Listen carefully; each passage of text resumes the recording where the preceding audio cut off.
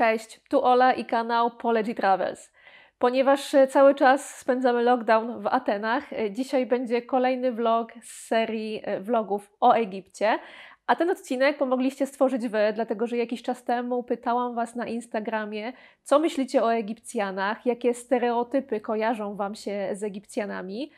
Wy odpowiadaliście, ja zebrałam te wszystkie odpowiedzi po to, żeby móc omówić je w dzisiejszym odcinku i powiedzieć, co ja na ten temat myślę po moich kilku latach doświadczeń z Egiptem. Cześć, tu Ola i Mohamed. Od 2012 roku wspólnie podróżujemy po świecie. W sierpniu 2020 roku zostawiliśmy pracę w Polsce i wyjechaliśmy w podróż z biletem w jedną stronę. Naszą podróż życia zaczęliśmy w Turcji. Aktualnie jesteśmy w Grecji. Dołączcie do nas w tej podróży.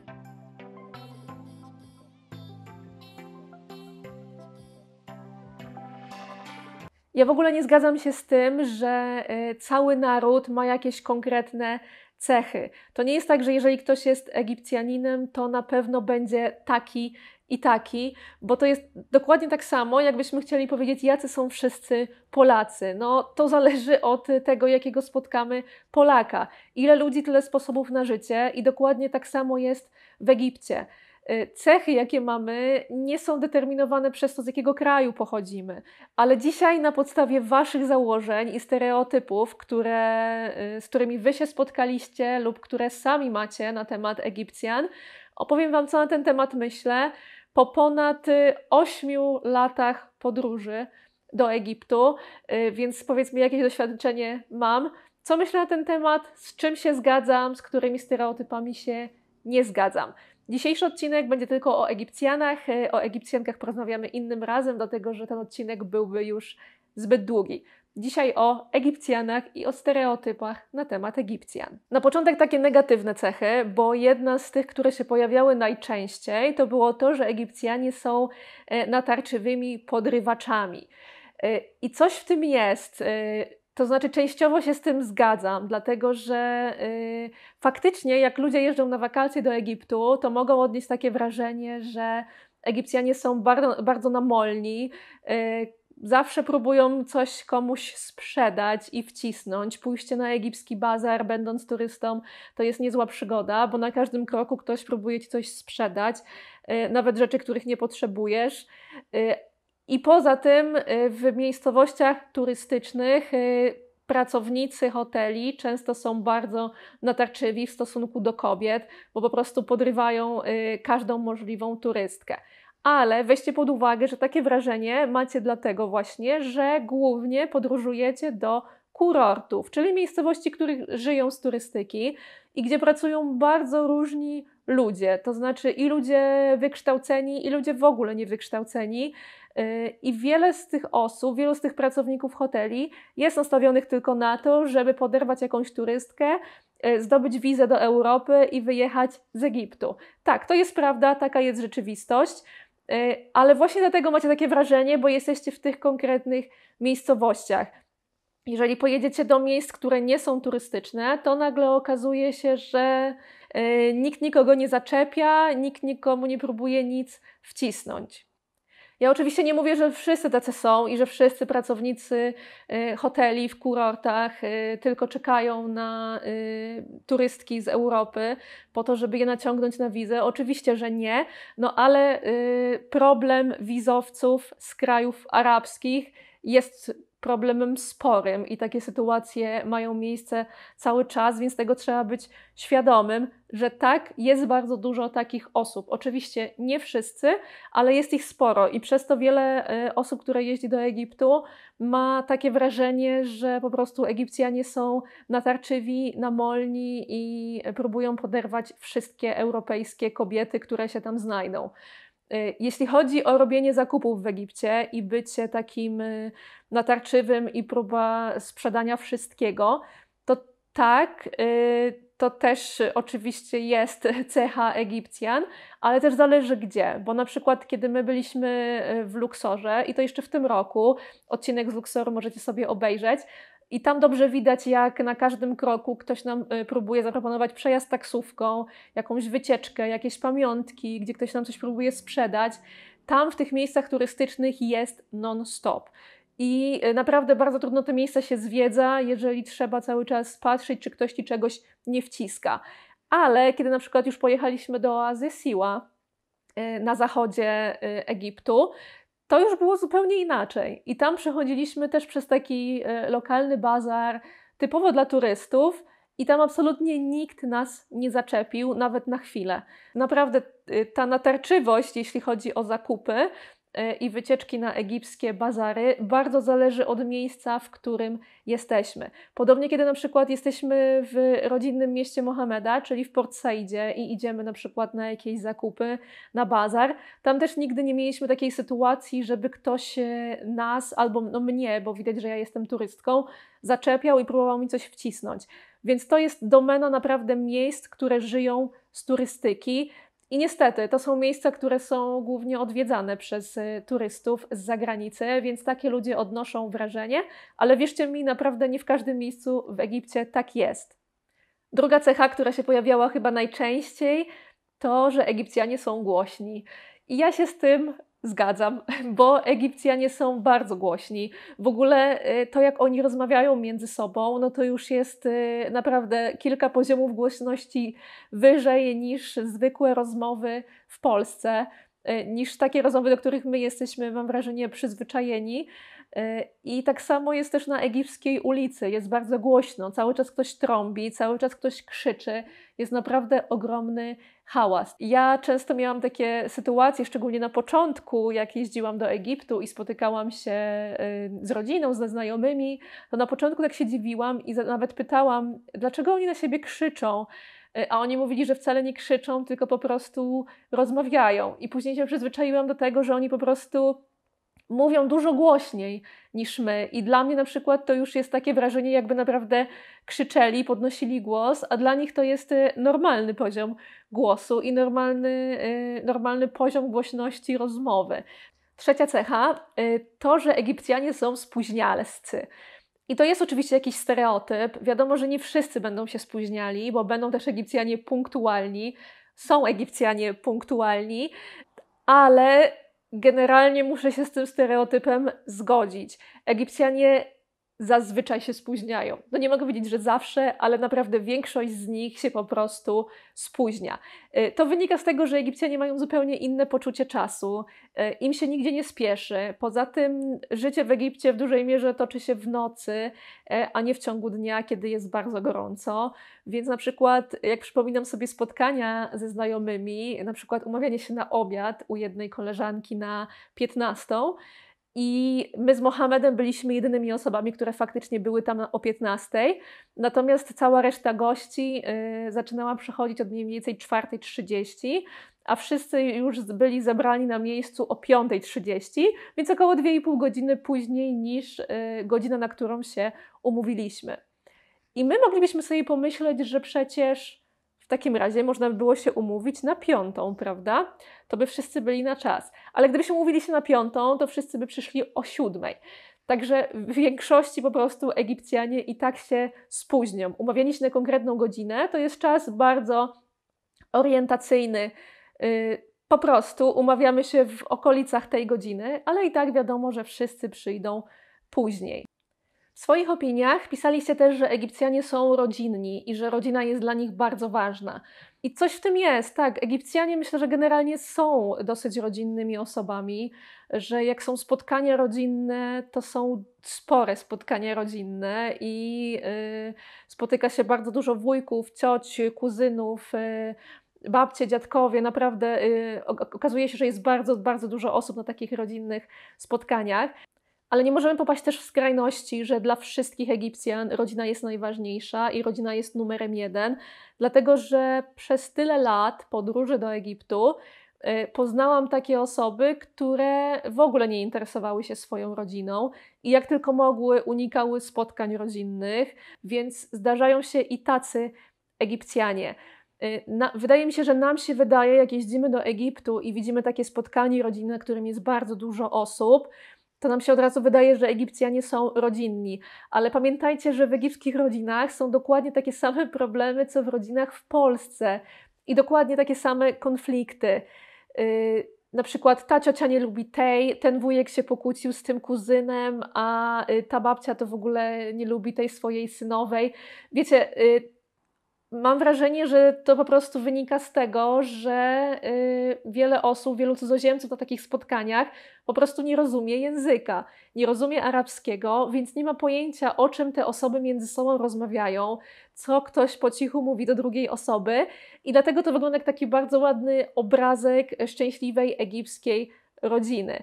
A w rzeczywistości naprawdę problemy w egipskich rodzinach są dokładnie takie same jak w rodzinach polskich. Są konflikty, są kłótnie, ktoś kogoś nie lubi. Naprawdę tych problemów jest całe mnóstwo. I dopiero jak człowiek spędza tam więcej czasu i rozumie język, to zaczyna rozumieć te wszystkie rozmowy gdzieś obok, które są, wiecie, przeprowadzane tak między sobą, żeby niezbyt wiele osób usłyszało.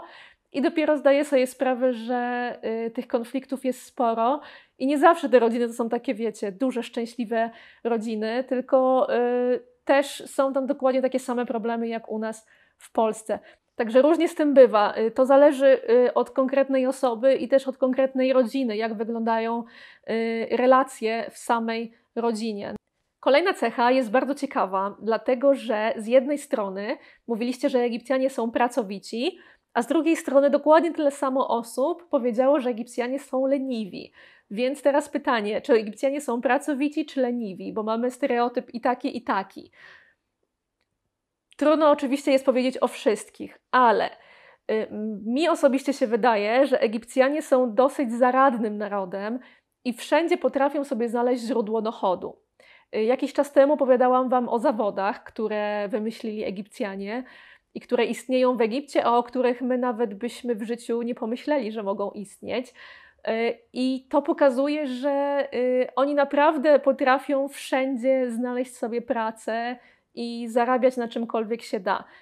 Ale z drugiej strony jest też grupa Egipcjan, takich wiecznych narzekaczy, którzy ciągle mówią, że w Egipcie nie ma pracy, że się źle zarabia, że jest ciężko, że trudno jest znaleźć dobrą pracę i czekają, aż praca albo najlepiej już pieniądze same ich znajdą. Oczywiście też są takie osoby i jak akurat na takie osoby traficie, no to będziecie mieć wrażenie, że Egipcjanie są leniwi. Kolejna cecha, jaką mamy, to, że Egipcjanie są zazdrośni. I chyba generalnie taka panuje opinia na temat mężczyzn z krajów arabskich, że są zazdrośni i bardzo to okazują w stosunku do swoich partnerek. I oczywiście to zależy. Nie dajcie sobie mówić, że wszyscy Egipcjanie są zazdrośni i wszyscy kontrolują swoje żony i swoje partnerki, bo to nie jest prawda. Naprawdę to zależy od konkretnego przypadku. Nie wszyscy Egipcjanie tacy są. Ja poznałam takich, którzy są zazdrośni bardzo i takich, którzy nie są, więc to naprawdę bardzo zależy. Według Was kolejną cechą Egipcjan jest to, że są towarzyscy. I moim zdaniem to prawda, dlatego że Egipcjanie dużo częściej, wydaje mi się, spotykają się ze znajomymi, wychodzą gdzieś wspólnie, razem spędzają czas, czy pójdą do kawiarni, czy na plażę, czy umówią się w czyimś domu. Wydaje mi się, że tych spotkań jest dużo więcej i one często trwają naprawdę do późnych godzin nocnych, dlatego że właśnie ze względu na pogodę po prostu w ciągu dnia jest zbyt gorąco, żeby się spotykać, więc spotkania odbywają się po prostu wieczorem i kończą się bardzo późno. Ale oczywiście też nie wszyscy są towarzyscy i to, że w większości są, nie oznacza też, że na przykład zachowanie typu wasz partner Egipcjanin codziennie spotyka się z kolegami w kawiarni, a was zostawia samą w domu, jest w porządku, bo Egipcjanie są po prostu towarzyscy. Nie. Takie zachowanie to jest po prostu chamstwo w stosunku do was. Owszem, Egipcjanie są towarzyscy, ale to nie znaczy, że każdy z nich też będzie spędzał każdy wieczór w kawiarni ze znajomymi, ignorując to, co robi jego partnerka czy żona, tak? Moim zdaniem większość Egipcjan jest towarzyska i dosyć łatwo nawiązują kontakty z innymi ludźmi, ale też nie wszyscy, tak? Nie wszyscy są tacy, że lubią cały czas wychodzić i spotykać się z ludźmi. I ostatnia cecha, która pojawiała się najczęściej, to, że Egipcjanie są religijni. I wydaje mi się, że takie wrażenie, jeśli chodzi o religijność, mamy dlatego, że religia jest obecna w życiu publicznym w Egipcie. To, że prawo jest oparte w dużej mierze na prawie religijnym, to, że 5 razy dziennie słyszymy nawoływanie muezina na modlitwę, to też nam się wydaje, że to jest jakaś oznaka religijności Egipcjan. To, że widzimy, że ludzie chodzą do meczetu, to wszystko sprawia, że mamy takie wrażenie, że Egipcjanie są religijni. Ale czy tak jest w rzeczywistości? Moim zdaniem nie. Generalnie w Egipcie jest tendencja, coraz więcej młodych ludzi wcale nie jest religijna i ma bardzo liberalne podejście do religii. Mówienie, że wszyscy Egipcjanie są religijni i przez to też wszyscy muzułmanie w Egipcie obchodzą Ramadan, wszyscy poszczą, wszyscy chodzą się modlić do meczetu i wszyscy modlą się 5 razy dziennie, jest po prostu kłamstwem, bo wcale tak nie jest. Na pierwszy rzut oka naprawdę możemy mieć takie wrażenie, bo religia jest po prostu wszędzie obecna. Na przykład pójdziecie do urzędu i akurat wypada godzina modlitwy, możecie zobaczyć pracowników urzędu, którzy się w urzędzie modlą. Mi się zdarzyła taka sytuacja. Zdarzyło mi się nawet widzieć osoby, które się modliły gdzieś na ulicy albo na przykład w swoim sklepie, bo akurat była godzina modlitwy. I przez to możemy mieć takie wrażenie, że Egipcjanie są bardzo religijni. Ale nie zwracamy uwagi na to, że bardzo dużo osób chodzi do meczetu tylko dlatego, że na przykład tak wypada i obawiają się tego, co powiedzą ludzie, jeżeli zobaczą, że na przykład ta osoba do meczetu nie chodzi. Nie zwracamy też uwagi na to, że wiele osób w czasie Ramadanu wcale nie pości, tylko po prostu się do tego nie przyznaje, bo obawiają się jakichś złośliwych komentarzy ze swojego otoczenia i tego, że ktoś będzie ich oceniał za to, że nie poszczą. I często nawet osoby, cudzoziemcy, którzy mieszkają w Egipcie, nawet nie przyjdzie im do głowy na przykład zapytać danej osoby, czy pości, no bo wydaje im się, że wszyscy muzułmanie poszczą, więc dlaczego ta osoba miałaby nie pościć?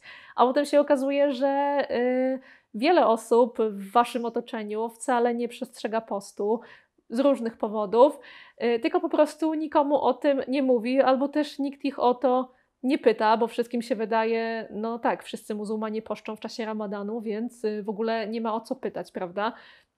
Tak samo są oczywiście muzułmanie, którzy piją alkohol, są muzułmanie, którzy wcale się nie modlą i nie chodzą do meczetu, tylko też niekoniecznie każdy dookoła musi o tym wiedzieć, tak? Często o takich rzeczach po prostu ludzie innym nie mówią. Tak więc nie dajcie sobie wmówić, że Egipcjanie są bardzo religijni, że wszyscy obchodzą Ramadan, chodzą do meczetu i modlą się 5 razy dziennie, bo naprawdę poziom religijności Egipcjan jest bardzo różny, dokładnie tak jak poziom religijności osób w Polsce. Gdyby ktoś oceniał religijność Polaków tylko na podstawie tego, że oficjalnie ponad 90% Polaków to są katolicy, no to mógłby się zdziwić, dlatego że okazałoby się, że w rzeczywistości bardzo dużo osób religijnych wcale nie jest. I dokładnie tak samo jest w Egipcie.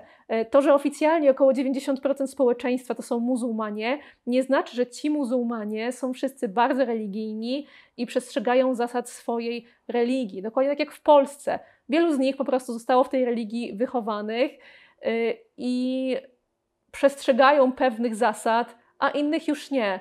Post w Ramadanie nie jest im bliski, więc tego nie robią, ale na przykład nie będą pili alkoholu. Naprawdę są bardzo różne poziomy religijności i w bardzo różny sposób ludzie do zasad religijnych się stosują. To by było na tyle na dzisiaj. Mam nadzieję, że odcinek Wam się spodobał. Dajcie znać, co myślicie o tych konkretnych stereotypach. Może jakieś byście dodali, może spotkaliście się jeszcze z innymi stereotypami na temat Egipcjan. W sumie jestem ciekawa. Te były najczęściej wymieniane przez Was na naszym Instagramie, dlatego też o nich Wam tutaj opowiedziałam. Mam nadzieję, że będziecie podchodzili do Egiptu i Egipcjan z takim otwartym umysłem, nie myśląc od razu o stereotypach i biorąc pod uwagę to, że nie wszyscy mają konkretne cechy, które nam się wydaje, że Egipcjanin powinien mieć, bo większość z nich po prostu naprawdę zależy od osoby. Dziękuję Wam, że obejrzeliście ten odcinek. Zachęcam do zostawienia kciuka w górę, zasubskrybowania sobie kanału i przesłania tego filmu dalej do innych osób. I bardzo Wam dziękuję. Do zobaczenia w kolejnym odcinku.